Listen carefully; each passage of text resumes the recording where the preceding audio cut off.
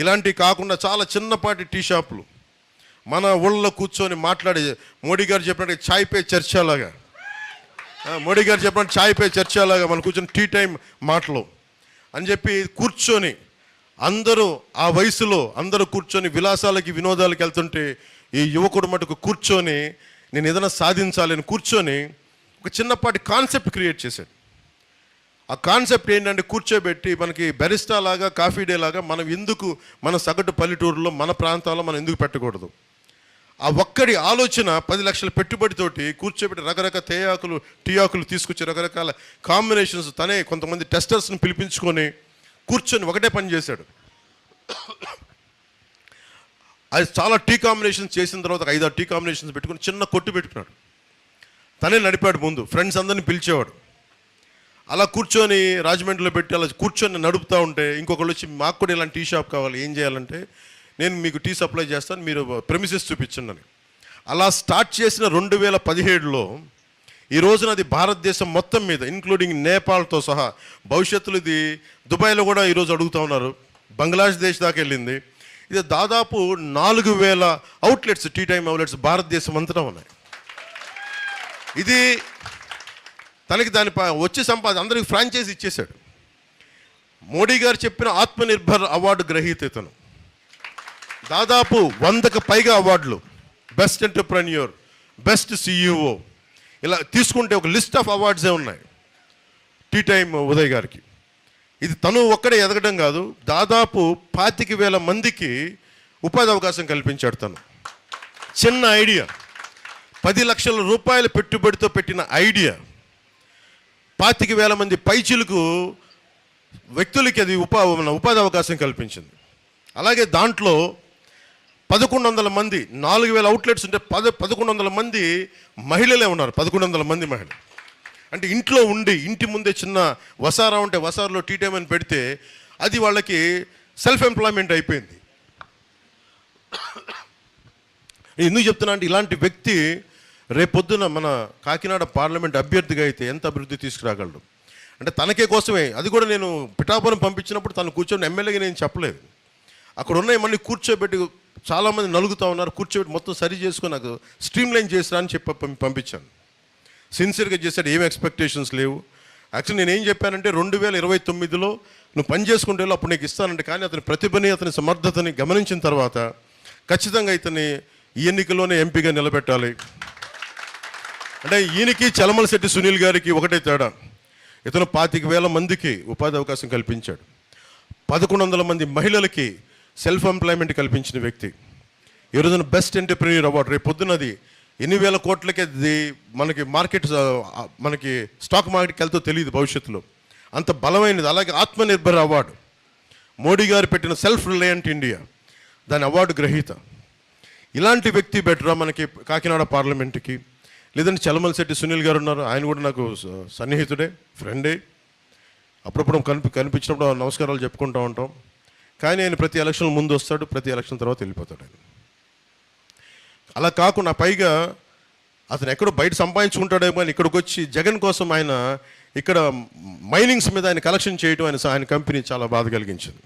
ఇక్కడి నుంచి డబ్బు తీసుకెళ్ళిపోతున్నాడు కానీ అక్కడి నుంచి డబ్బు తెప్పించట్లా.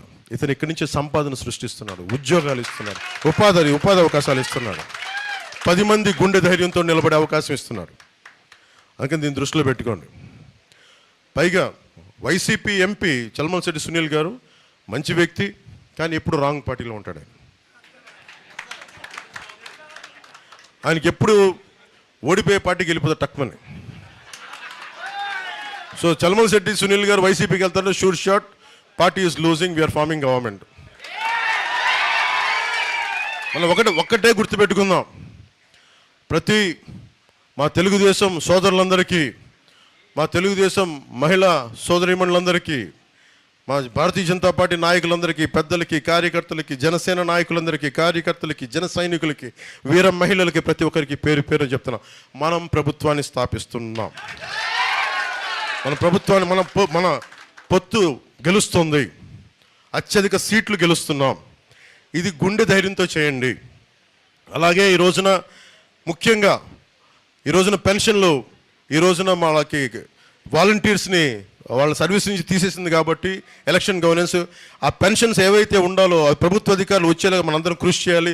ప్రతి గ్రామంలో ప్రభుత్వ ఉద్యోగులందరికీ వారి వారి పెన్షన్లు అందేలాగా ఉంటామని చెప్పి దాన్ని కూడా మనం ఒక కర్తవ్యంగా తీసుకొని ఎవరికైతే పెన్షన్లు ఉన్నాయో అవి అందేలా మనం అందరం కృషి చేయాలి. మీ అందరికీ పిలుపునిస్తా ఉన్నాను.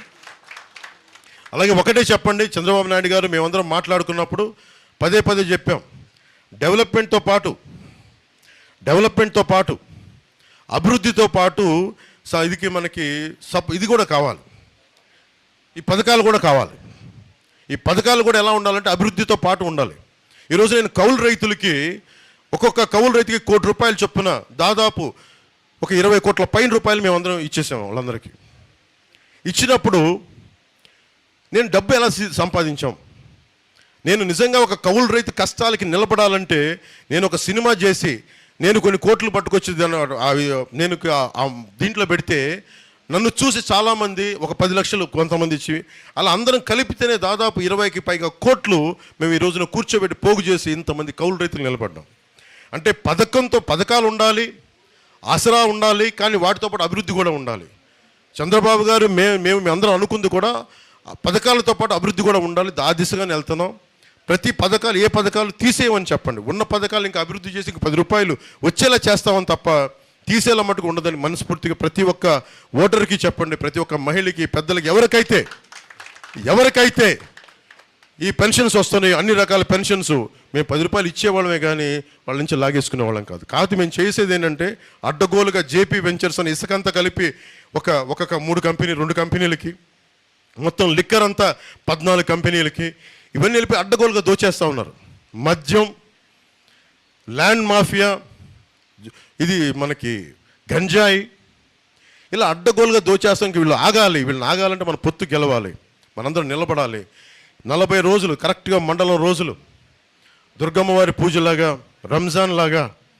రంజాన్ ఉపవాసాలుగా 40 రోజులు మనకు తీక్షణంగా కనుక మనందరం కలిసి మనలో పొరపచ్చాలు లేకుండా మనకి కొట్టుకోకుండా తిట్టుకోకుండా కలిసి కనుక మన ప్రభుత్వం వస్తుందని పనిచేస్తే మటుకు అందరం బాగుంటాం. అందరం ప్రభుత్వంలో భాగస్వామ్యం అవుతాం. మనలో మాట పెద్దలకు కూడా, చాలామంది పెద్దలకు కూడా చెప్తున్నాను, మన కార్యకర్తలు కానీ నాయకులు కానీ ఒక చిన్నపాటి ఇబ్బందులు ఉన్నా కానీ ఇంకొక కాన్ఫ్లిక్ట్ మేనేజ్మెంట్ లాగా కొంతమంది పెద్దలు వచ్చి కూర్చొని దాన్ని సరి చేయవలసిందిగా కోరుకుంటా ఉన్నాను. ఈ రోజున నేను పార్టీ తరపు నుంచి ఎలక్షన్ మానిటరింగ్ కమిటీ కింద నా రాజకీయ కార్యదర్శి హరిప్రసాద్ గారు, అలాగే మా కాన్ఫ్లిక్ట్ మేనేజ్మెంట్ హెడ్ అయిన మన శ్రీ అజయ్ గారు, అలాగే మర్రెడ్డి శ్రీనివాస్ గారు, పార్టీ ఉపాధ్యక్షుడు మహేందర్ రెడ్డి గారు, వీళ్ళందరినీ కూర్చోబెట్టి నేను మీ కమిటీ పెట్టండి. మీరందరూ ప్రతి చోట, ముఖ్యంగా మన తెలుగుదేశం నాయకులకి, మన కార్యకర్తలకి మధ్య, మన జనసేన నాయకులకి మధ్య ఏమాత్రం చిన్నపాటి ఇబ్బందులు వచ్చినా మీరు కూర్చొని సరిచేయండి, మీ దృష్టికి తీసుకొస్తున్నానని చెప్పాను. నా సైడ్ నుంచి ఈ పొత్తుని కాపాడటానికి నేను తగ్గాను. నేను ఒక అడుగు వెనక్కేసి పొత్తు నిలబెట్టాను. మీరు కూడా ఒక్క భుజం మీద మీరు కాయాల్సిన అవసరం ఉంది మీ అందరికీ కూడా. ఎందుకంటే రేపు పొద్దున మన ప్రభుత్వం వచ్చినప్పుడు అందరికీ మన కష్టాల్లో కూడా చాలామంది కార్యకర్తల గురించి, తెలుగుదేశం కార్యకర్తల గురించి నేను ఎంతో దారిలో పొడుగుతా చంద్రబాబు గారికి ఆ రోజు జైలు నుంచి బయటకు వచ్చి ఒకటే ఆలోచిస్తూ ఉన్నాను. జైలు బయట నుంచి ఆయన కలిసి బయటకు వచ్చి గేటుకు వచ్చే లోపు నేను ఒకటే ఆలోచించాను, ఏం చెప్పాలి. అందరిలాగా చాలా తెలివిగా కూర్చొని మంచిది, ఆయన త్వరగా బయటికి జైలు నుంచి రావాలని కోరుకుంటున్నాను అని చెప్పి కూడా వెళ్ళిపోవచ్చు. ఆ తెలివితేటలు కూడా నా దగ్గర ఉన్నాయి. అలా ఉంటే మీరు ఎలా ఉంటుందో ఆలోచించండి. నేను ఆ తెలివితేటలు చూపించలా. అరే, కష్టాల్లో ఉన్న వ్యక్తికి ఒక 4 దశాబ్దాలు పార్టీని కొమ్ము కాసేశారు తెలుగుదేశం కార్యకర్తలందరూ. మీకు అండగా నిలబడాలంటే నేను ఏం చేయాలి? నేను మనసిప్పి మాట్లాడాలని నిర్ణయించుకున్నాను. ఆ రోజునే అలయన్స్ని ప్రకటించాను. పెద్దలకి, మన భారతీయ జనతా పార్టీ పెద్దలకు కూడా తెలియజేశాను. అదేదో నిజంగా మనకు ఆంధ్రప్రదేశ్ ఇబ్బందులు చూసి నేను చేయాల్సి వచ్చింది, పెద్ద మనసుతోటి సహకరించండి అని చెప్పాను. పాపం వాళ్ళు సమయం తీసుకున్నారు. పెద్ద మనసుతోటి అమిత్ షా గారు ముందుకు వచ్చి, జేపీ నడ్డా గారు ముందుకు వచ్చి మనస్ఫూర్తిగా మీరు గెలవాలి అని చెప్పి వాళ్ళు కూడా భాగస్వామ్యం తీసుకున్నారు ఈరోజు. సో నేను కోరుకుంటుంది, మన ప్రభుత్వాన్ని స్థాపిస్తున్నాం. టీ టైం ఉదయ్ శ్రీనివాస్ గారిని గెలిపించవలసిందిగా మనస్ఫూర్తిగా కోరుకుంటున్నాను. అలాగే వర్మ గారు కొంచెం మీరు ముందుకు రావాలి. ఈయన ఒక మాస్ లీడర్. ఈయనతోటి నాకు బాబు నువ్వు కూర్చోండి, నాకు కనిపించలేదు. నాకు ఈయనతోటి నచ్చుద్ది. ఈయన ముఖస్థితి లేకుండా మాట్లాడతారు. ఈయన నిలబడి, అలాంటి వాడు నిలబడితే ఎంత గట్టిగా నిలబడతాడో నాకు తెలుసు. వారి అబ్బాయికి కూడా మనస్ఫూర్తిగా ప్రత్యేకమైన కృతజ్ఞతలు. జూనియర్ వర్మ గారికి. కృష్ణరాజు గారు మీరు రండి.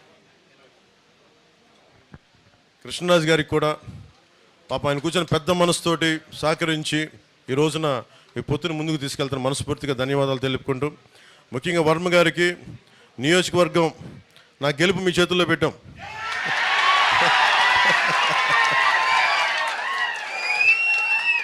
సో మనస్ఫూర్తిగా నాయకులు, తెలుగుదేశం నాయకులందరూ నేను ఒకటి చెప్తున్నా, గెలవాలంటే గెలవచ్చు, అలా కాదు కదా. గెలుపు చిరస్థాయిగా ఉండిపోవాలి, మర్చిపోయేలా భారతదేశం ఏదో మీరు గుర్తుపెట్టుకోండి. మన జగన్ ఏం చేశారు చెప్తాను. జగన్ ఒక నిమిషం, ఆ జగన్ ఏం చేశాడు చెప్తా. మోడీ గారు ముఖ్యంగా భారతీయ జనతా పార్టీ పెద్దలు మీ అందరికీ తెలుసు, G20 సమ్మిట్, కృష్ణరాజు గారు G20 సమ్మిట్ ఎంత ప్రతిష్టాత్మకమైనదో మనందరికీ తెలుసు. అలాంటి సమయంలో ఆయన డిస్టర్బ్ చేయడానికే చంద్రబాబు నాయుడు గారిని అరెస్ట్ చేశారు. అది చాలా ఆవేదన కలిగించింది పెద్దలందరికీ. అలాంటి సమయంలో కూర్చోబెట్టి మనం తీసుకున్న నిర్ణయం ఈరోజు మనందరినీ కల్పించింది. దీని ఫలితాలు సాధిద్దాం, గుర్తుపెట్టుకుందాం. ఏం లేదు, ఈ విజయం పిఠాపురం నా ఒక్కడి విజయం కాదు, మనందరి విజయం. వర్మ గారి విజయం, కృష్ణరాజు గారి విజయం, మన టీ టైం ఉదయ్ శ్రీనివాస్ విజయం, మన జనసేన కార్యకర్తల విజయం, తెలుగుదేశం కార్యకర్తల విజయం, తెలుగుదేశం సోదరుల విజయం, వీర మహిళల విజయం, భారతీయ జనతా పార్టీ నాయకుల విజయం. ఇది మనందరి సమిష్టి విజయం. దిగ్విజయంగా ఉండాలని చెప్పి తెలుగుదేశంకి జయము జయము, భారతీయ జనతా పార్టీకి జయము జయము.